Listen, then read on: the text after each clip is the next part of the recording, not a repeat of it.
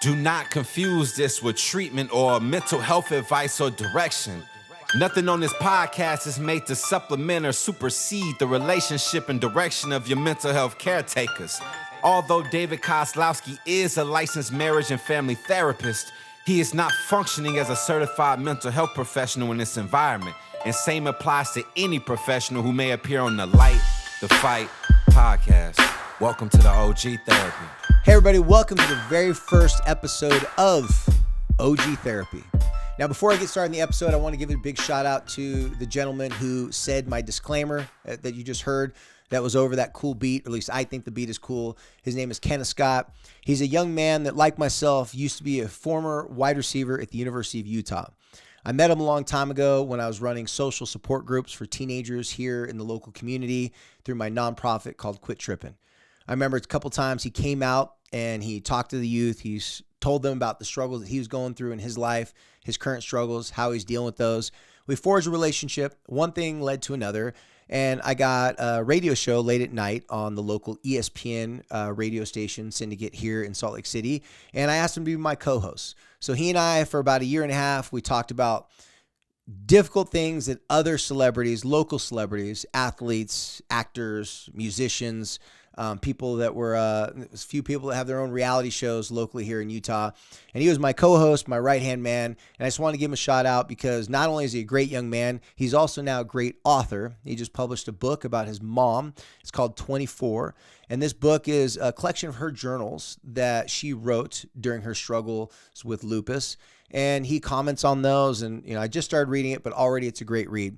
On top of it, he was also just chosen to give a TED Talk in Dallas, Texas, in October. So I'm excited for that. And he's a great musician too. If you like rap music, great musician. So if you want to follow him on Instagram, it's kscott_2. He's a great family man. Got great family. Don't worry, there's nothing inappropriate on this young man's Instagram. He's all about hard work, his craft, his artistry, and he's just a great young man, like I said, but also a great father and a great friend. So today's episode, the first episode of OG Therapy, is a big thing for me. I've been waiting to do this for quite some time. But before I tell you exactly what this episode is and get into the episode, I want to explain to a few of you that may not know what OG actually means or stands for. So in the literal term, OG stands for original gangster. That's right, gangster. So this is a little street, what I'm telling you right now. But in every neighborhood that there is a gang, and you have gang members that have lived to an older age. The OG gang members are the original gangsters. Those are guys that maybe went to prison. Maybe they were shot. And guys and girls too, not just specific to guys. They're people that been there, done that. They live to tell the tale. But more importantly, they live to share the information of their experiences with their younger generation. OG is kind of a terminology that's more loosely used now for an older person that you respect, you look up to, but you respect and look up to them because they went through difficult things. They got out of those difficult things, and now they can be a beacon of great advice. They can tell you some things that no one else can tell you. But more importantly, it's how they tell you. In my own personal life, I had a couple OGs. My Uncle George Malifua was one of them. He was a gentleman that was a champion martial artist. He owned his own security company. He was basically the Samoan godfather of my hometown and my area in San Diego, California. He had this subtle, soft confidence about him. When he would give you advice or tell you what he thinks you should do, it was always after he listened to you complain, and or at least for me, I'd complain, I'd moan, I'd say all these things that I didn't have control over, and he'd just calmly sit there and listen to me. And then out of nowhere, he'd start telling me a story, and he'd start telling me how he learned a lot from that story. Well, in that story was a very specific message, and then he would end with telling me something very direct, very honest, and look me right in the eyes. It was not out of anger. It was not like him looking at me like, you're a stupid young man, like you should be smarter than this. No, it was smooth, it was subtle, it was clever, but it was very, very powerful. I trusted him. I asked him for advice because I knew when he was telling me something, it was not a joke. Even though he made a joke every now and then, he would joke around about this and that and the other to kind of soften the blow of whatever he was telling me. He never made it personal. He never made me feel stupid, but he always gave me the best advice. It was calm, collected, and like I said, he was so chill under some of the most stressful situations. I always admired and looked up to him for that. And plus, as a young man, he was a tough guy. And he had a reputation for being able to handle tough, violent situations.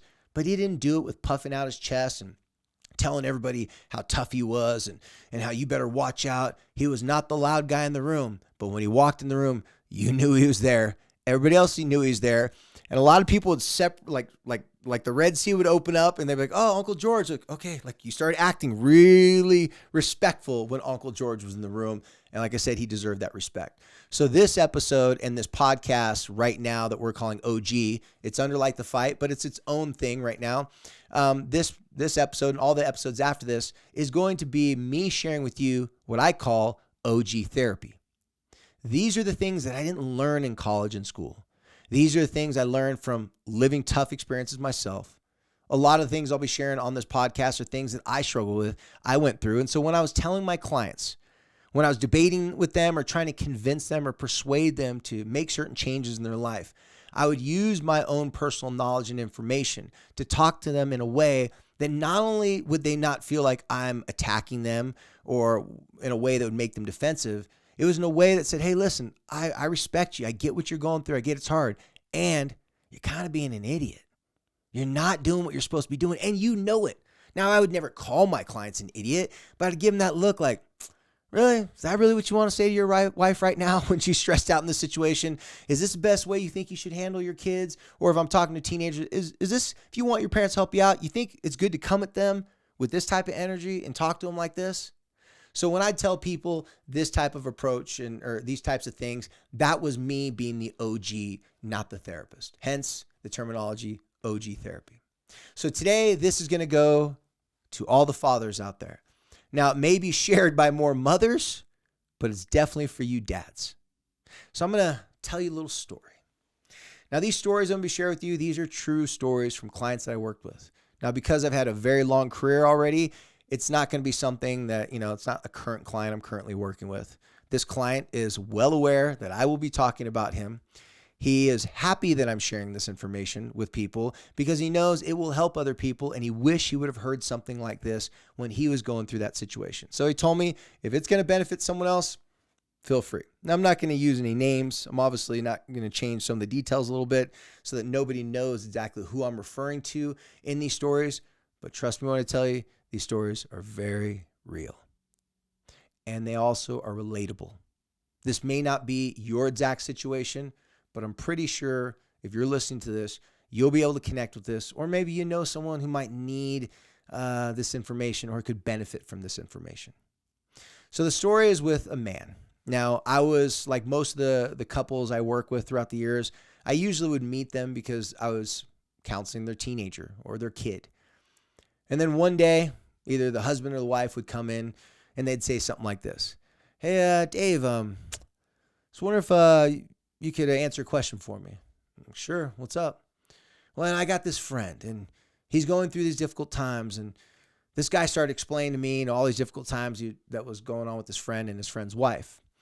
And I remember looking at him, and I was like, well, so this friend that you speak of, does this friend happen to drive a Ford F-150 lifted with this and that and this and that and parked right out front? He started to blush, put his head down. He's like, yeah, maybe, perhaps. It's a little thing that they've always seen with people is a lot of times when they're a little scared or nervous to ask for help themselves, sometimes people will be like, so I got this friend. Usually the friend is them. And in this case, it was this man. So he started telling me about how difficult his relationship was with his wife. And because I already knew his family, because I already knew his kids, he just wanted to ask me my opinion on it. Well, he went into this long description about how unfair his wife is and how mean his wife is and how his wife doesn't ever do things that he wants her to do.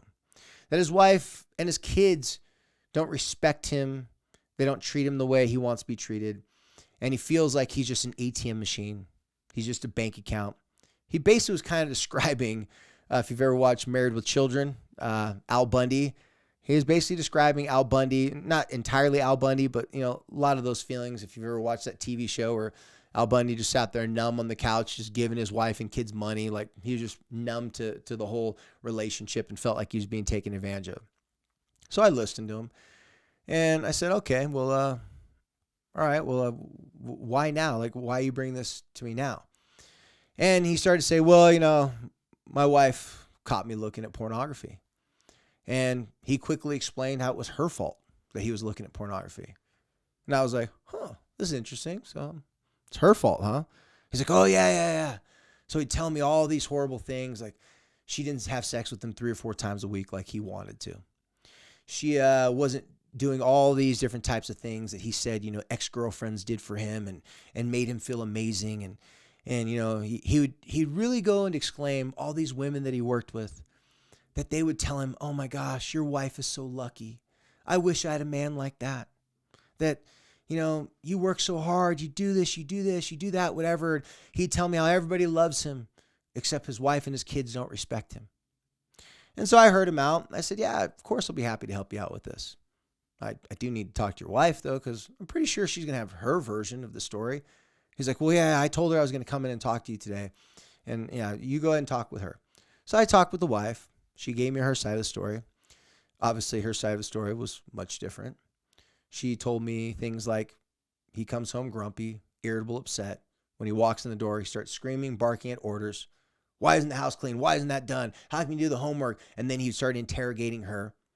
And he's like, I work too hard. I come home and nothing's clean. Nothing's at blah, blah, blah. And he would say, if you guys don't clean the house, if you guys don't do this and that, whatever, well, then don't be surprised if I'm mad, I'm angry and yell at you all the time. He really wanted people to bend the knee and do what he wanted them to do. And if they didn't do those things, well, then he thought it's only fair that he yells at them. That's fair.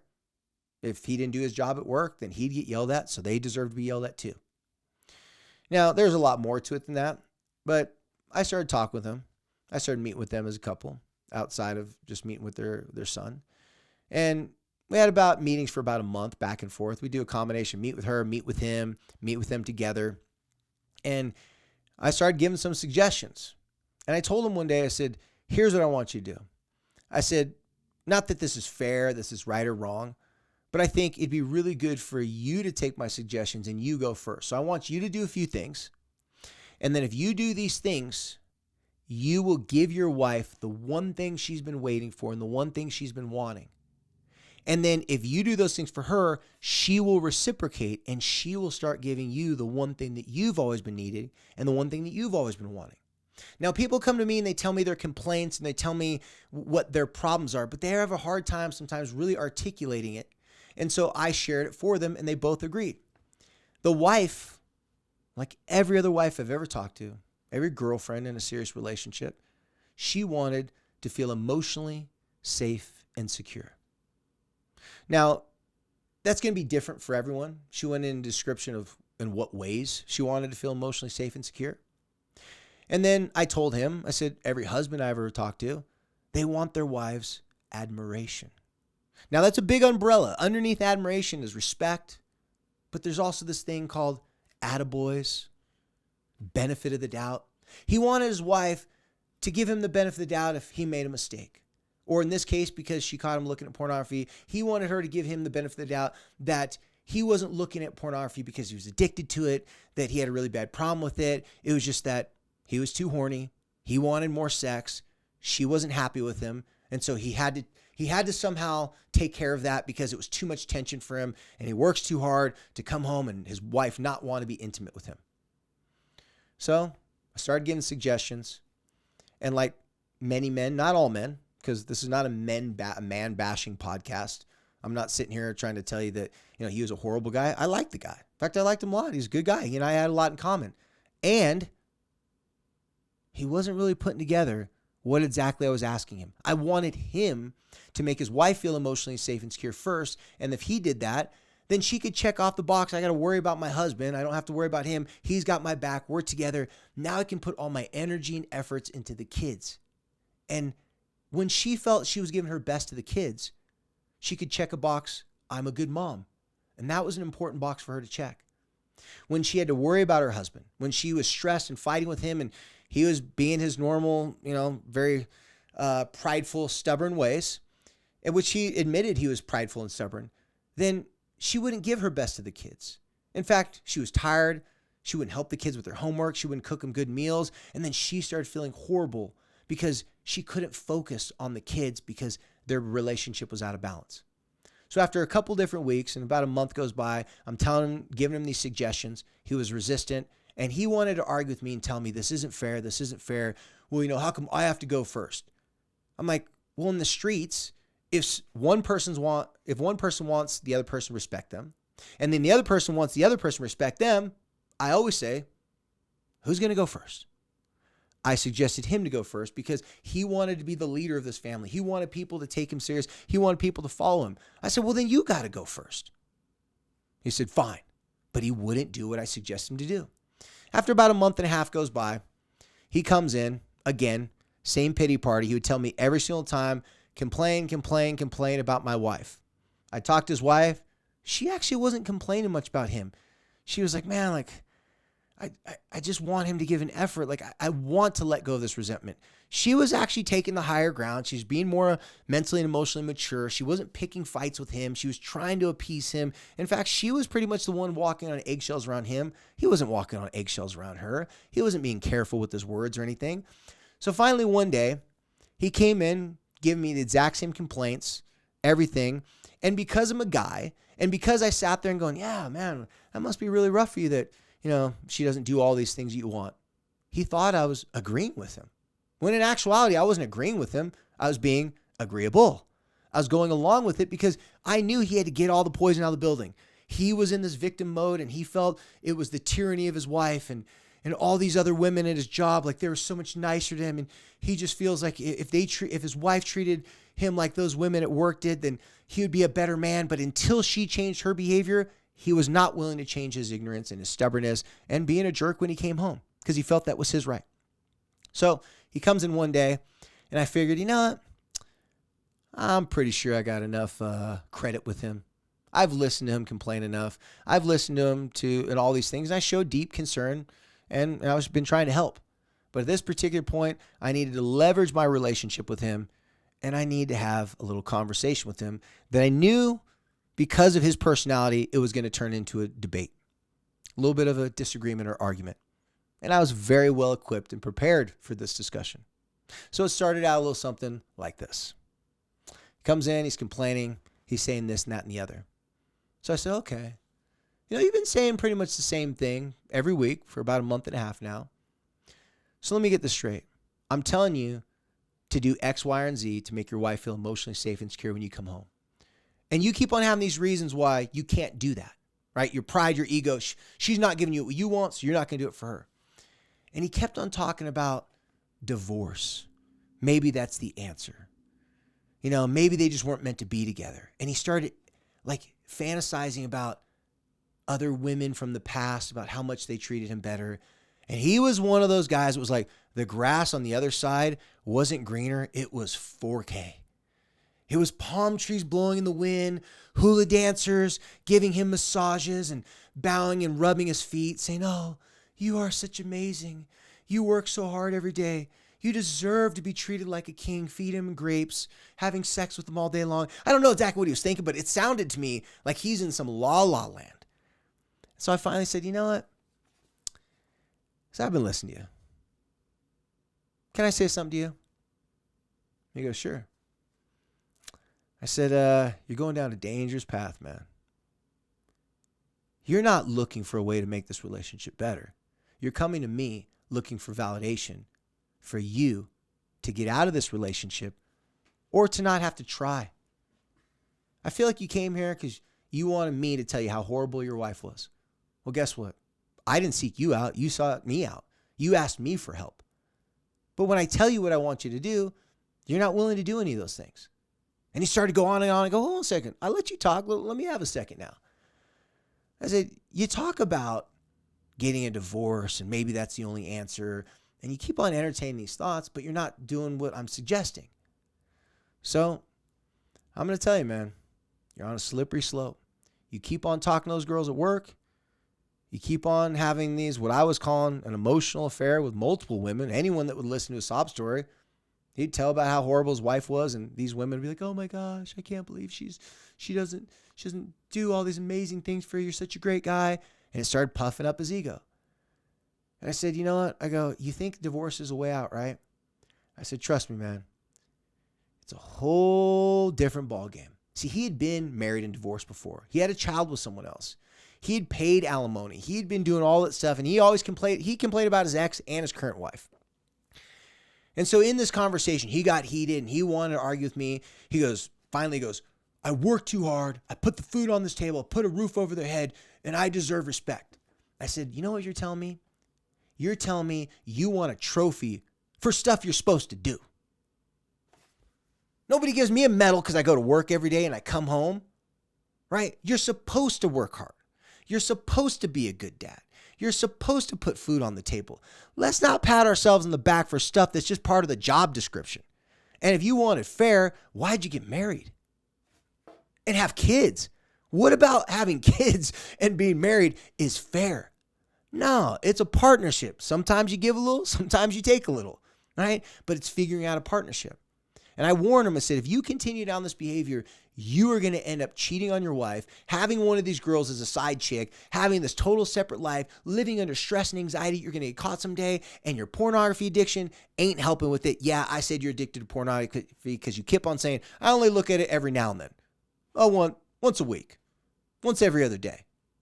Come to find out, he's looking at like at work sometimes. Like this was getting out of control. So I said, I know you may not like what I'm saying to you, but I care about you. I care about your wife, care about your family. And I know that you don't have good male friends that can be honest with you and talk to you like this, man. Well, he was like, knew I had a point. I told him it's a whole lot easier to get a new job than to get his new family. You talk about like, you want this different lifestyle. Well, yeah, you're working hard. But what if you stopped working so hard? He said he'd lose his job. And that's why I told him it's easier to get a job than to get a new family. What if you cheated on your wife? What if you had an affair and like a real relationship with another woman? Because that's what I thought he was going down that path. It seemed pretty obvious to me. I said, you've already paid child support. Well, you think paying child support for two different families is going to be easier? And he was a guy that was a penny pincher. He didn't want to spend money. So he was like, he couldn't win this argument debate.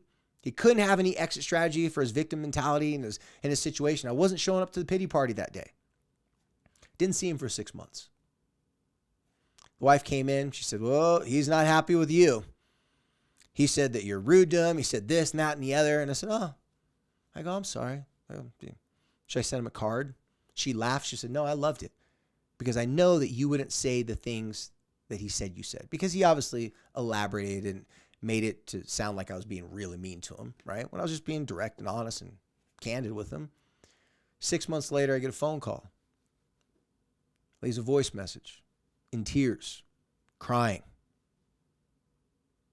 Can I come see you? I said, absolutely. He comes in. He apologizes. He said, Dave, how did you know? I go, know what? How did you know that I was going to have an emotional affair with a girl at work and start talking to her and then start meeting her at hotel rooms and start having this relationship with her? For the past 6 months, I started having this relationship with this girl and my whole entire life fell apart, the anxiety, this and that. And finally, my wife caught me and I just broke down and admitted to it. I couldn't keep the secret anymore. I was like, how did you know it was going to happen?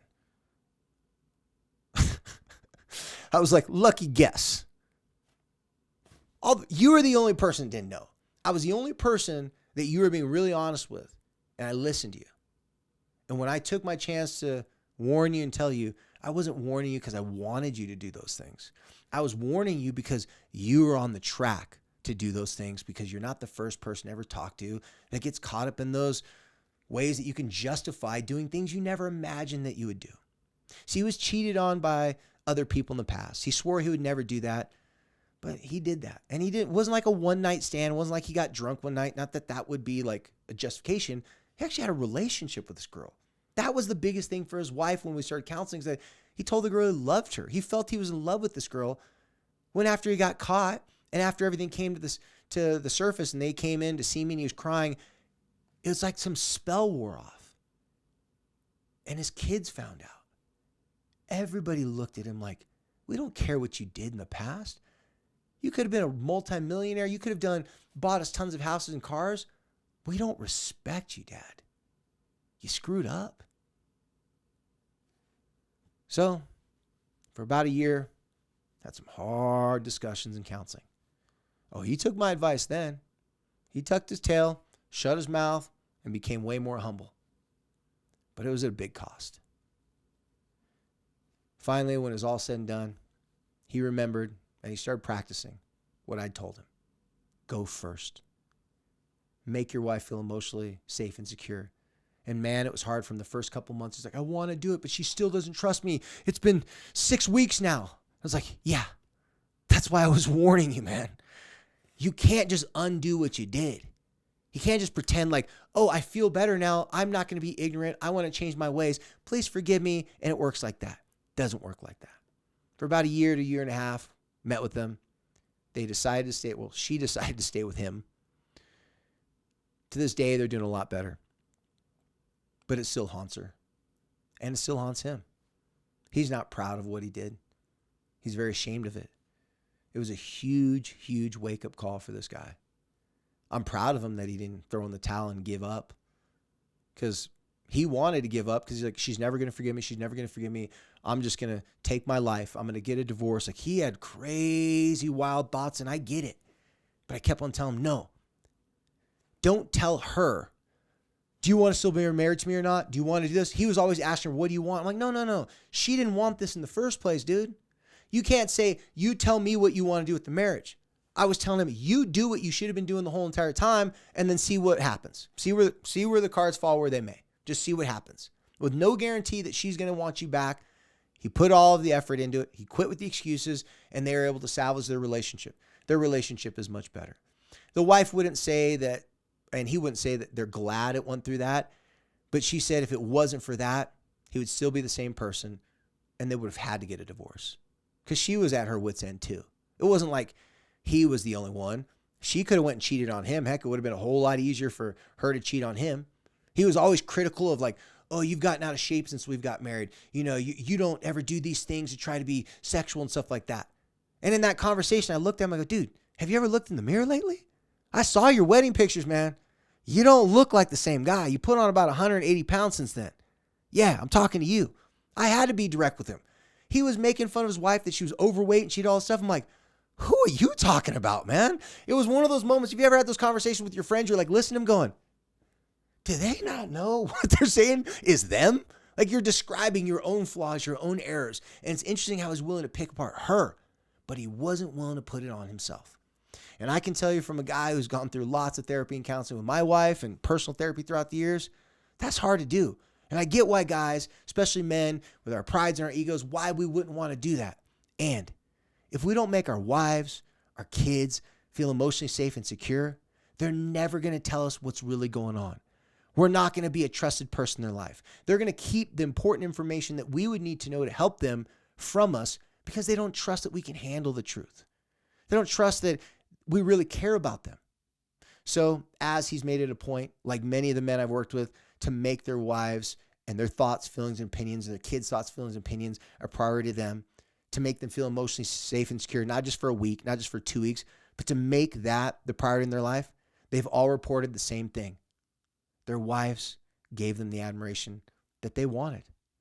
Interesting enough, his need for sex 3 or 4 times a week minimized to a realistic sexual relationship, because I can tell you, after that happened, she didn't have sex for a long time. So he was complaining, oh, I only get sex once a week. Oh, now he had bigger issues. Months, right? So he didn't need it as much, and she was able to feel safe and secure, and that was able to transition to they could actually be intimate together, and she wanted to be intimate with him. Instead of just being intimate with him just to appease him or get him to shut up because he was whining and complaining all the time. By the way, guys that listen to this, nobody wants that kind of sex. Nobody wants their partner to give them the sympathy lovemaking.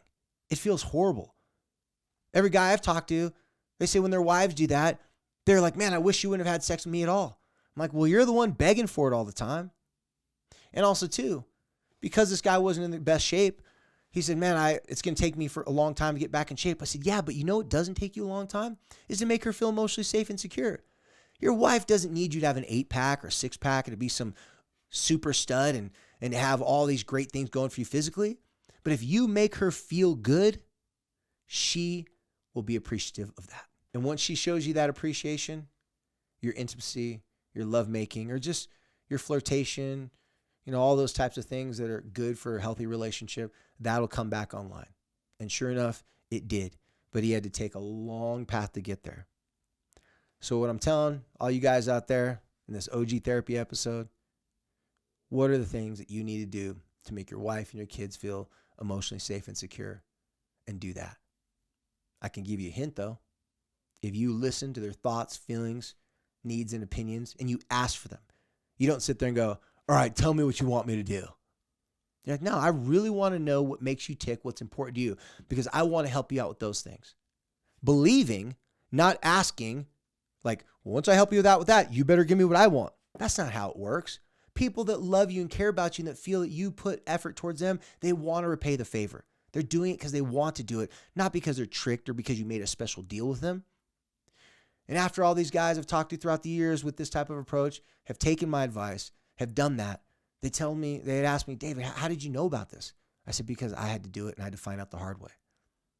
I had to shut my mouth, quit taking everything so personal, because I got so many mommy issues. Well, not now so much, but when I first got married to my wife, I had so many mommy issues. Every time she'd get mad at me, yell at me, I'd go sleep upstairs, hurt back on the couch, and I'd be like, see, my back hurts because she's so mean. Come to find out, I wasn't trying to pay attention to what she needed. I was only thinking she's not giving me what I needed. Someone's got to go first. Go first. Make your wife and your kids feel emotionally safe and secure. Figure out what exactly they need. Put in that effort and work. Be consistent. And then you're going to get the admiration. They're going to look at you like the hero that you've always wanted to be. Your wife's going to brag to you, to her girlfriends and her family, like, oh my gosh, he's so amazing. He does these things for me. And you're going to be knowing what your wife needs when she needs it because you're in tune with her. And then she's going to give you the attaboys. She's going to compliment you. She's going to tell you she's sorry for snapping at you the night before. My wife does that all the time now. And I'm like, can I record this? I would have never thought my wife would apologize to me because she and I are both a little on the alpha side.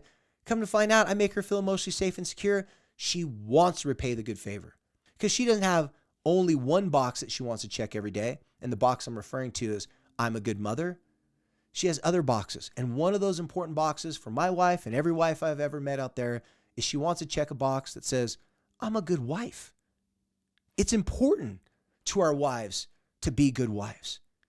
How can they be a good wife for us if they don't feel emotionally safe and secure and know that we have their back and they don't have to worry about our dumb A's? They don't have to worry about our stupid stuff. If we grow up and mature on our point, help them out, then they're going to turn back around like, I didn't have to waste energy worrying about you being stupid.